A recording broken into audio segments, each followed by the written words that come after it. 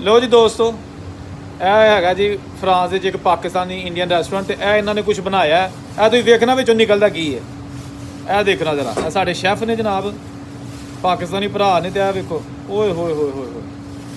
ਲਓ ਜੀ ਦੋਸਤੋ, ਲਓ ਜੀ ਹੁਣ ਜਰਾ ਸਾਨੂੰ ਦੱਸ ਦਿਓ ਕਿ ਇਹ ਕੀ ਮਟੀਰੀਅਲ ਬਣਾਇਆ ਤੁਸੀਂ?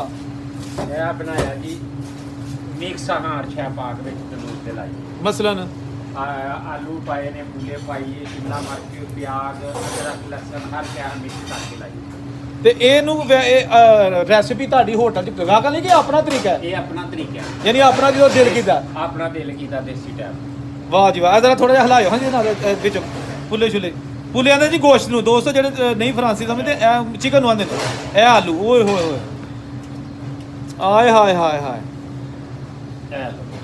ਸ਼ਹਜ਼ਾਦ ਭਾਈ ਇਹਨੂੰ ਕਿੰਨਾ ਦੇਰ ਰੱਖਿਆ ਦੇ ਵਿੱਚ? ये रखा तकरीबन 45 मिनट। 45 ਮਿੰਟ ਕੱਚਾ ਸੀ ਸਭ ਕੁਝ? जी जी सब ਉਹਨੂੰ ਮੈਰੀਨੇਟ ਕਰਕੇ ਰੱਖਿਆ ਤੇ ਤੰਦੂਰ ਜਿਹੜਾ ਛੜਿਆ। ਲਓ ਜੀ ਦੋਸਤੋ, ਇਹ ਤੰਦੂਰ ਹੈ ਜਿਹਦੇ 'ਚ ਰੋਟੀਆਂ ਵੀ ਲੱਗਦੀਆਂ ਨੇ, ਠੀਕ ਹੈ ਨਾ। ਇਹ ਸਾਡੇ ਭਾਈ ਮੁਬੀਨ ਸਾਹਿਬ ਨੇ, ਉਹ ਸ਼ਹਜ਼ਾਦ ਸਾਹਿਬ ਸਨ ਤੇ ਇਹ ਬੜੇ ਅੱਛੇ ਬਣਾਉਂਦੇ। ਤੇ ਆ ਦੇਖੋ, ਤੁਹਾਨੂੰ ਇਹ ਲਾਈਵ ਕੰਮ ਹੋਇਆ ਕਿ ਇਹ ਦੇਖੋ ਕੀ ਇਹਨਾਂ ਨੇ ਜ਼ਬਰਦਸਤ ਬਣਾਇਆ। ਉਹਨੇ ਖਾਵਾਂਗੇ ਤੇ ਪਤਾ ਲੱਗੇਗਾ ਕਿ ਇਹਦਾ ਜ਼ਾਇਕਾ ਕੀ ਹੈ, ਲੇਕਿਨ ਖੁਸ਼ਬੂ ਬੜੀ ਜ਼ਬਰਦਸਤ ਆ ਰਹੀ ਹੈ।